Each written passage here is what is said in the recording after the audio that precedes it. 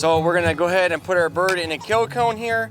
He's head down, and then we're gonna grab our thumb right below the cheekbone right here, and we're gonna make one slit across to get one of the jugulars so that we can bleed out the bird. This way it actually pulls the blood from the animal and makes it nice and clean meat for you. So one slit, and then I hold it open. Keep just a little bit of downward pressure on the bird and make sure that you've got a good flow of blood going. If for some reason it slows down, you can just take and run your blade away from your hand and keep it flowing.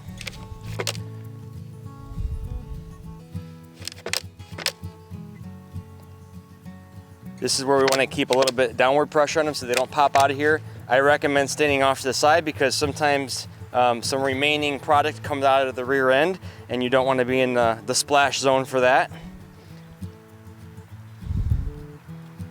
But if you put just a little bit of downward pressure, it does stop them from flailing around. The idea of the kill cone is that it keeps their wings and the meat from being bruised up and damaged and the bird running around. And then we just have the mulch down here where the blood gets collected into as well.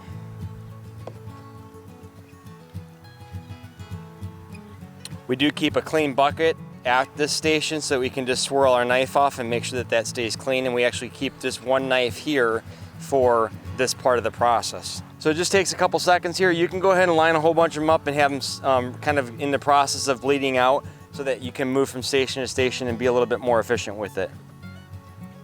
All right, so once we know the bird is actually bled out, the bird has actually gone through the final twitching stages and moving, is when you can go ahead and move them to the scalder. You want to make sure that you take some time and let them rest here and not be moving anymore, because once you take them to the scalder, you do not want a flailing bird because you will burn yourself. So that's the safety side of it there. So let the bird hang there. That's why we'll usually stack them up and have them bleeding off, and then we'll come back because we know that this is the one that was killed first, and we'll go back through the birds, and we'll just kind of keep a cycle of them going, or whoever's over here at the station will know which ones were put down at different times.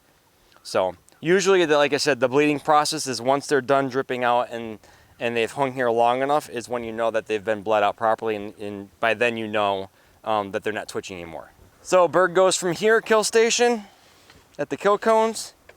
We know that it's done moving, it's done flailing around, and we're gonna walk over here to the Scalder. All right, so our Scalder here, like I said, we keep it about 150 degrees, just for the ease of knowing temperature-wise. It's a little full right now because it's the first bird, but go ahead and dunk it here, give it a shake, move it around. The idea is that you get all of the feathers to start releasing from the bird.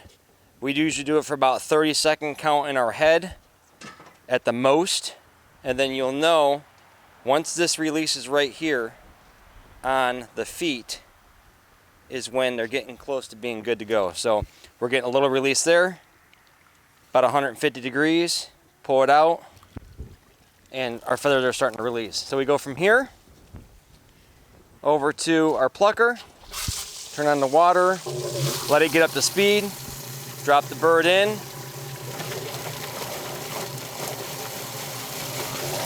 Like I said, with this plucker, sometimes we need to just give it a little agitation to move it around. Roughly 30 seconds. It tumbles in there and it defeathers it.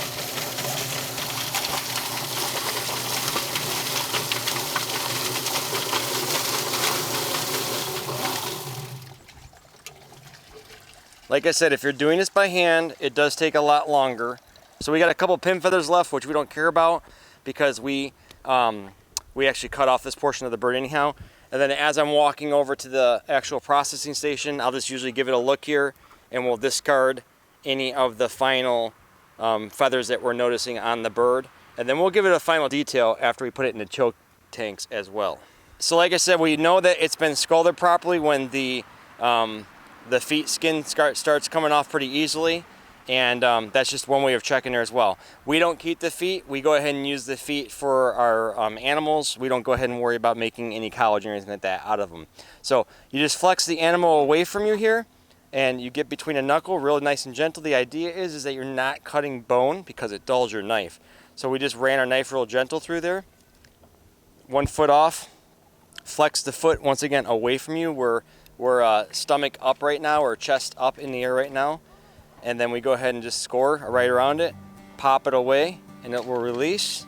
And then we're gonna get between the joint, not cutting through the bone. And there we go, 2 feet gone, okay? Go ahead and flip over to this side here. We just cut the neck off. Once again, I try to get through the vertebrae so that we're not cutting through the bone. So you can even feel right there's a vertebrae and there's a head gone.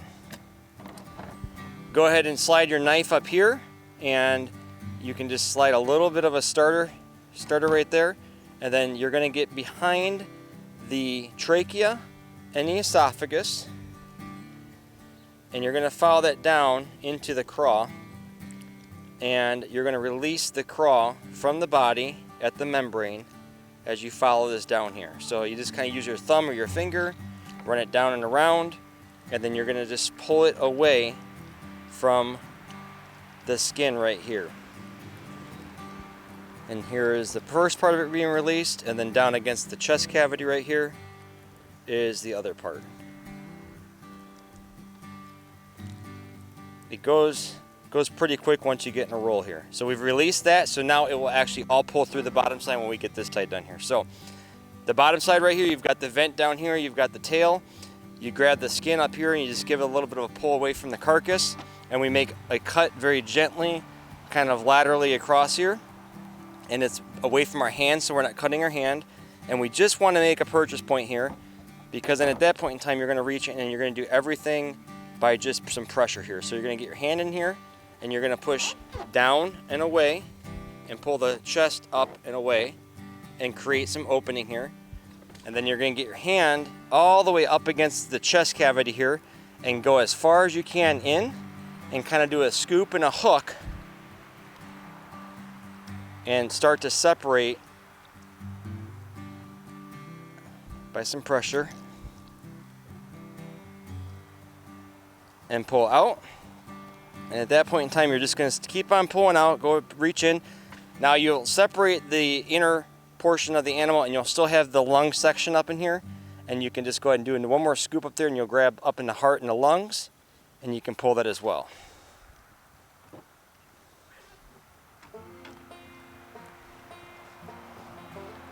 If you want to get the actual lungs out yourself, you just got to go ahead and along the ribs and scrape out the lung. And we'll get that right here.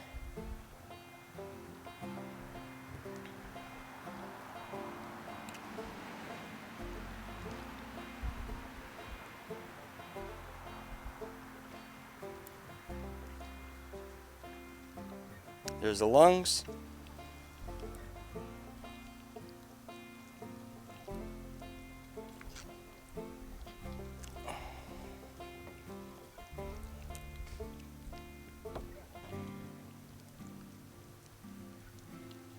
Just trying to get this final part released here. It didn't pull through there. So normally you can just hook your hand in there and pull it, and you pull everything from the top side down. This point in time, we go ahead and we do, I just do a V cut here, okay?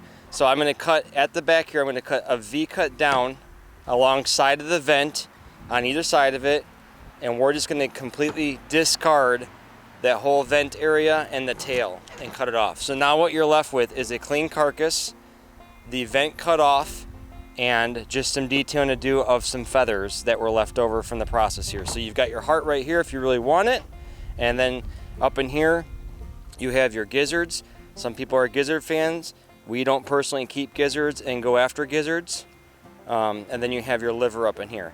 The only caution is that by the liver, you do have your gallbladder, and you do not want to break the bile duct right there, because that will turn it into the green bile that you don't want to get access to. So we discard this, and we give some of the entrails there to our dogs. Other than that, like I said, having the hose right here, we just give it a squirt off. Keep everything away from the bird. And it kept everything intact, and you didn't have any of the byproducts of the internal organs getting released onto your bird. So you have a nice clean bird. You give it a rinse off here, do a quick quality check of your any of your feathers that are left, and then we take it to our chill station.